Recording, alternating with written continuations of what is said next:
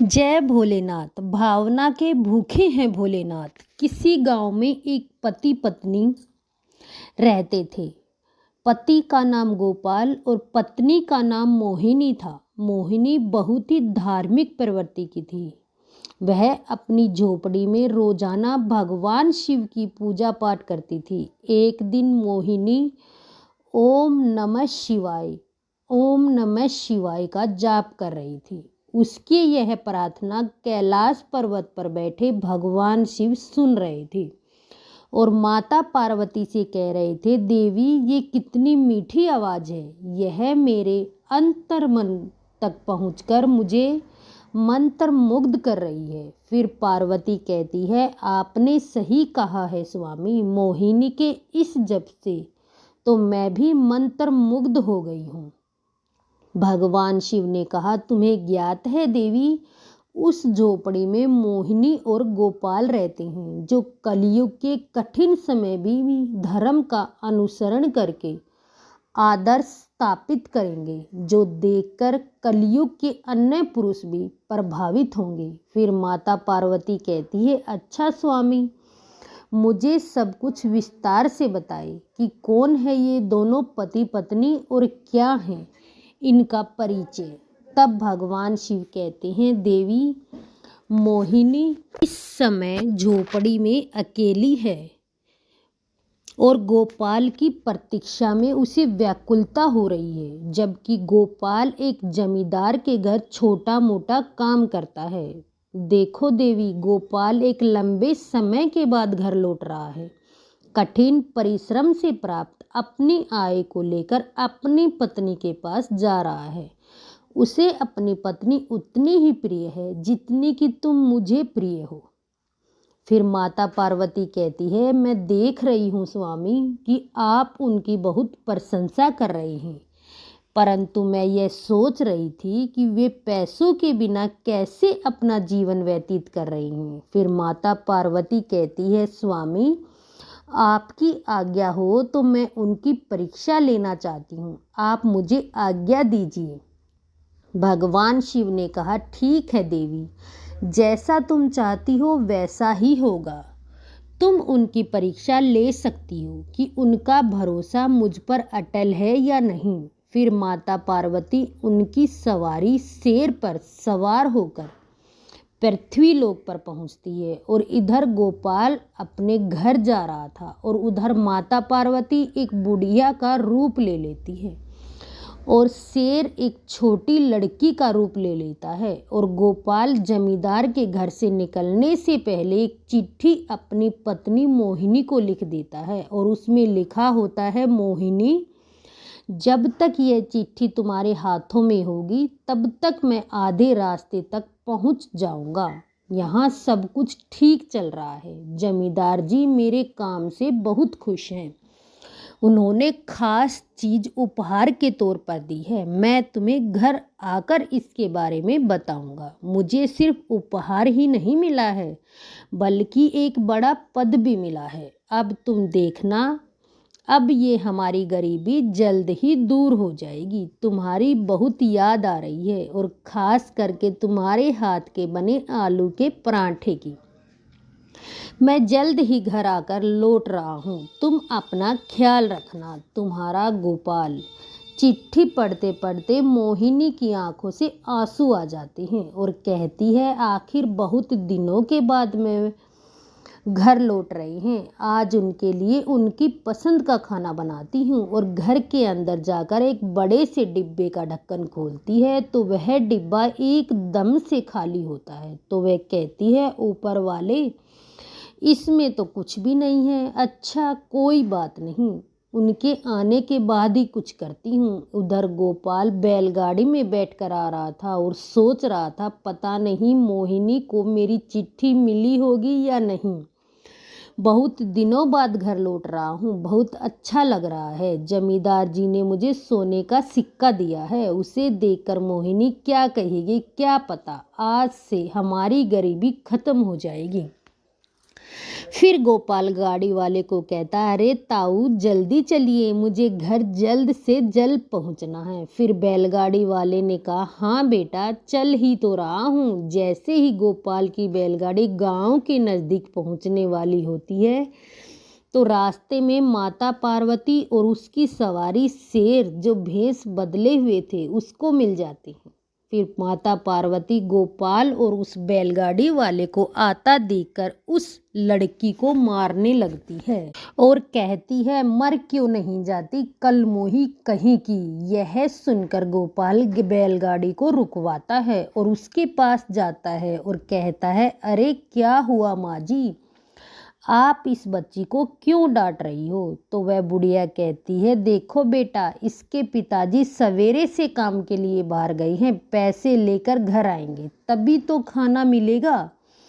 यह इस बात को समझती ही नहीं, मर क्यों नहीं जाती कलमोही कहीं की। फिर गोपाल कहता है, अरे नहीं नहीं आप इसे मत डांटिए। फिर बुढ़िया कहती है, यह समझती ही नहीं, ऊपर से घर का मालिक कहता है किराया दो नहीं तो यहाँ से चले जाओ। मैं क्या करूँ बेटा बताओ, इस लड़की को लेकर तो मुझे भीख मांगनी पड़ेगी। फिर गोपाल मन में सोचता है, यह तो बहुत ही तकलीफ में है, मेरे पास तो जमींदार जी का दिया हुआ सोने का सिक्का है और कुछ नहीं, अब मैं क्या करूं। वो सोने का सिक्का मैं इन्हें दे ही देता हूँ। फिर गोपाल कहता है, माँ जी आपका नाम क्या है। फिर वह बुढ़िया कहती है, मेरा नाम गौरी है। गोपाल फिर से पूछता है, आपके पति कौन है और वे कहाँ पर रहते हैं। फिर वह बुढ़िया कहती है, मेरा पति का नाम तो भोलानाथ है और वे काम करने के लिए बहुत दूर गए हैं। फिर गोपाल कहता है, अरे आप भोला भैया की पत्नी हैं, तो मैं आपको ढूंढ रहा था, यह लीजिए, यह भोला भैया ने आपके लिए भेजा है और वो मेरे साथ ही काम करते हैं। मैं आपको यह सोने का सिक्का दे रहा था, अच्छा हुआ जो आप यहीं पर मिल गई।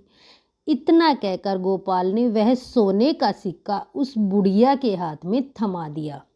फिर वह बुढ़िया कहती है, तुमने तो मुझे बचा लिया और वे ठीक ठाक तो है ना, वहाँ पर सही सलामत तो है ना। फिर गोपाल कहता है, हाँ भाभी जी वो बहुत अच्छी हैं, तो अब मैं चलूँ। फिर बुढ़िया कहती है, मेरा आशीर्वाद तुम्हारे साथ है। फिर वह बुढ़िया और वो लड़की वहाँ से चली जाती हैं।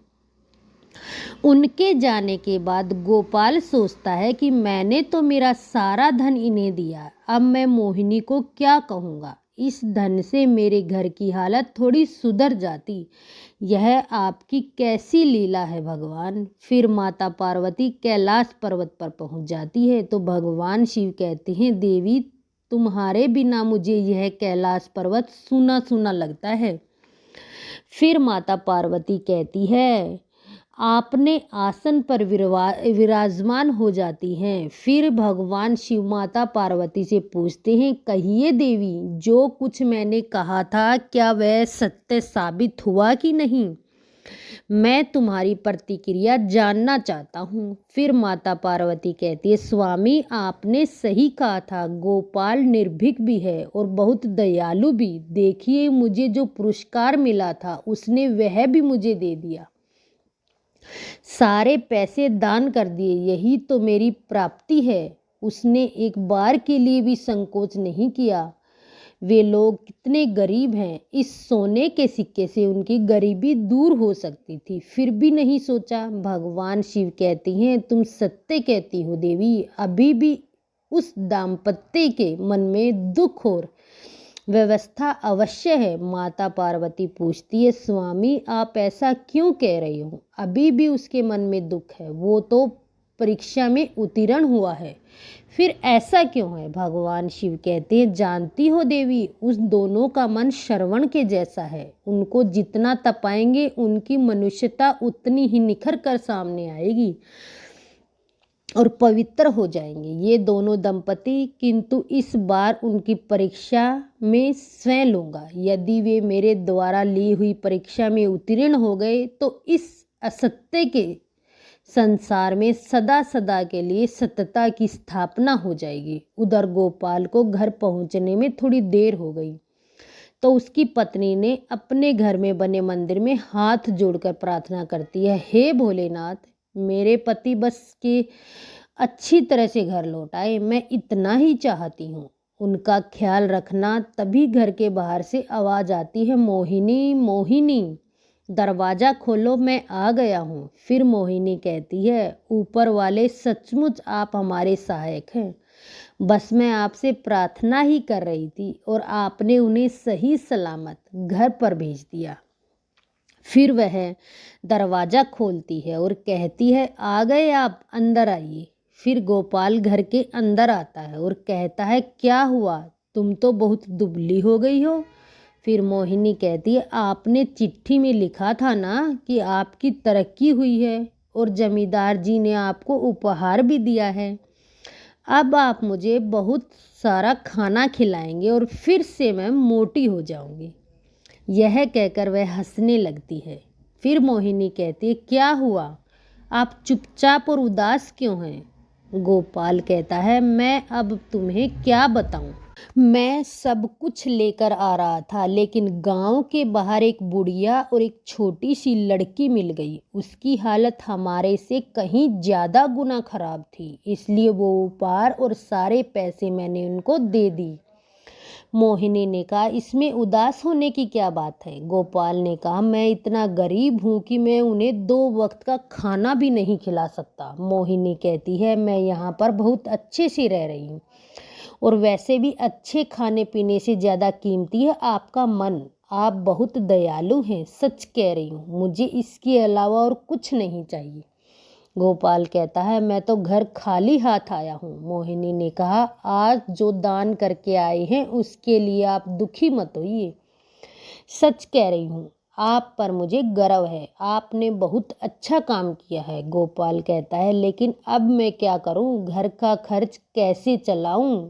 तो गायत्री ने कहा, आप एक काम कीजिए, सामने वाली जमीन खाली पड़ी है, वहां पर खेती कर लीजिए। गोपाल कहता है, तुम ठीक कह रही हो मोहिनी, अब मैं खेती बाड़ी करूंगा। अगर हमारा मन साफ है तो ऊपर वाला हमारी जरूर सुनेगा। मोहिनी कहती है, चलो आज खाने का बंदोबस्त तो हो जाएगा, मैं पड़ोसन से लेकर आई हूँ, आप बिल्कुल चिंता मत कीजिए। फिर अगले दिन गोपाल सामने वाली जमीन को फावड़े से खोदने लगता है और उस जमीन को खोदकर खेती योग्य बना देता है और उसमें गेहूं की खेती करता है और गेहूं की फसल अच्छे से उग जाती है और बड़ी भी हो जाती है। बस अब उसमें धान आने ही वाला होता है। यह देखकर गोपाल और उसकी पत्नी बहुत खुश होते हैं और मोहिनी कहती है, आप देखिए अब सब कुछ ठीक हो जाएगा। तभी अचानक एक दिन मूसलाधार बारिश आती है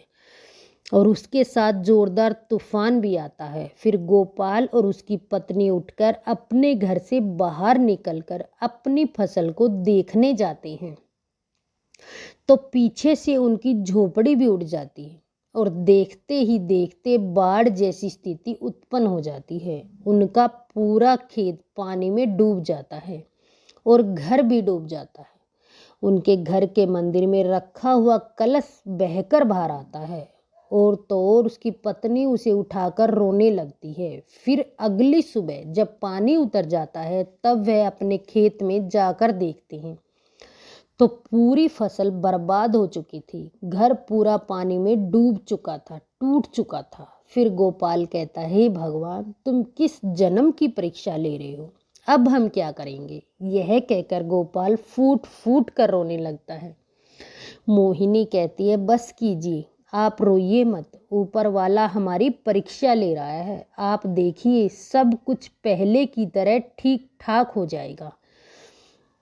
उधर माता पार्वती भगवान शिव जी कहती है, स्वामी आप उन पर दया कीजिए, उनकी ओर परीक्षा मत लीजिए, वे लोग बहुत गरीब हैं, मैं उनका और कष्ट नहीं देख सकती। तब भगवान शिव कहते हैं, स्वयं का धर्म और कर्म यही उनके सपनों को साकार करता है, इसके लिए और कुछ नहीं चाहिए। बात को समझो देवी, चारों तरफ अंधकार छाया हुआ है, इस अंधकार की भूख से ही सूर्य का उदय होता है और उधर गोपाल और उसकी पत्नी एक शिव मंदिर के बाहर बैठ जाती हैं। और गोपाल अपने मन में कहता है, हे भोलेनाथ, क्या पाप किया था मैंने जो आप हमें इतने कष्ट दे रहे हो। मैं मोहिनी को और गरीबी में नहीं देख सकता हूँ। हे भोलेनाथ, मेरी प्रार्थना सुन लो। तभी मंदिर के दूसरे छोर पर भगवान शिव प्रकट होकर एक बूढ़े आदमी का रूप लेकर आते हैं और गोपाल के सामने से गुजरते हैं और उसके सामने एक सोने के सिक्के से भरी थाली गिराकर आगे बढ़ जाते हैं। फिर गोपाल आवाज लगाता है, अरे बाबा सुनिए, यह आपकी थाली यहाँ गिरी हुई है। फिर भी वो बूढ़े बाबा नहीं सुनते तो गोपाल उठकर उसके पीछे जाता है और उन्हें कहता है, अरे बाबा सुनिए, यह आपकी थाली गिर गई है। फिर वह बूढ़े बाबा कहते हैं, बहुत उपकार किया भाई तुमने। मेरे जीवन भर की कमाई इस थैली में रखी हुई थी, इसे लौटाकर तुमने मुझ पर बहुत बड़ा एहसान किया, वरना ऐसे में कौन लौटाता है। गोपाल कहता है, नहीं नहीं, दूसरे का सामान लौटाना तो मनुष्य का कर्तव्य है। फिर बूढ़े बाबा कहते हैं, तुम बहुत ही सच्चे इंसान हो, वरना इस दुनिया में बस झूठे लोग ही व्याप्त हैं। उन सब के बीच तुम बहुत बड़ा उदाहरण बनोगे बेटा। तुम्हें देख कर लगता है कि तुम बहुत गरीबी में जी रही हो, फिर भी तुम्हारे मन में लोभ लालच नहीं आया। यह बहुत बड़ी बात है। देखना, इस सत्य का फल तुम्हें अवश्य मिलेगा। यह मेरा आशीर्वाद है। अब मैं चलता हूँ। फिर गोपाल और उसकी पत्नी अपनी टूटी हुई झोपड़ी में वापस चले जाते हैं। रात के समय मोहिनी गोपाल को एक गिलास पानी देती है और कहती है, ये लीजिए, आज भी पानी पीकर ही सोना पड़ेगा, ऐसे तो बुखार आ जाएगा, ऊपर से घर की छत भी नहीं। फिर गोपाल रोते हुए कहता है, हे भोलेनाथ, मुझे माफ़ कर दो, मैं और नहीं सह सकता ये गरीबी। अब मेरे अंदर सहन शक्ति नहीं रही प्रभु। तभी उसके घर के बाहर जोरदार प्रकाश प्रकट होता है। गोपाल और उसकी पत्नी घर के बाहर जाते हैं और वे देखते हैं वही बुढ़िया और बच्ची और वही बूढ़े बाबा तीनों एक साथ दिखाई देते हैं। और थोड़ी ही देर में वे तीनों भगवान शिव, माता पार्वती और शेर के रूप में परिवर्तित हो जाते हैं। गोपाल कहता है, मोहिनी, कहीं मैं सपना तो नहीं देख रहा हूँ।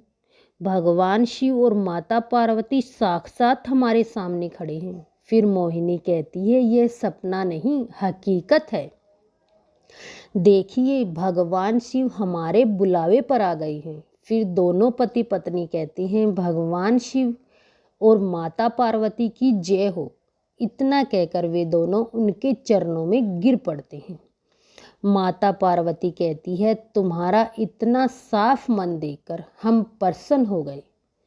ये जो हमने तुम्हारे पैसे लिए थे, तुम्हारी परीक्षा ली थी, तुम्हारा मन इतना साफ है कि सृष्टि के लोग तुम्हें हमेशा याद रखेंगे। भगवान शिव कहती हैं, मैं तुम्हें वरदान देता हूँ कि आज के बाद तुम्हें कभी दरिद्रता का सामना नहीं करना पड़ेगा। तुम सदैव सुखी रहोगे और आज के बाद तुम जीवन में हमेशा उन्नति करते रहोगे। फिर गोपाल कहता है, आपकी कृपा दृष्टि हमेशा हम पर बनी रहे। जिंदगी में जितनी भी मुश्किलें आए, हम सदैव केवल सही राह पर ही चले, ऐसा आशीर्वाद हमें दीजिए। प्रभु भगवान शिव और माता पार्वती ने कहा, तथास्तु। और यह कहकर वे अंतर्ध्यान हो गए। अब गोपाल और उसकी पत्नी दोनों वापस घर में जाते हैं तो देखते हैं वे दोनों थालियाँ जिनके घर में पड़ी हुई थी, एक थाली तो वो थी जो भगवान को जमींदार ने दी थी और दूसरी थैली वो थी जो उस बूढ़े बाबा की सोनों के सिक्के से भरी हुई थी। अब उस धन से वे दोनों पति पत्नी हंसी खुशी रहने लगे और उनका गुजारा भी अच्छे से होने लगा। हर हर महादेव।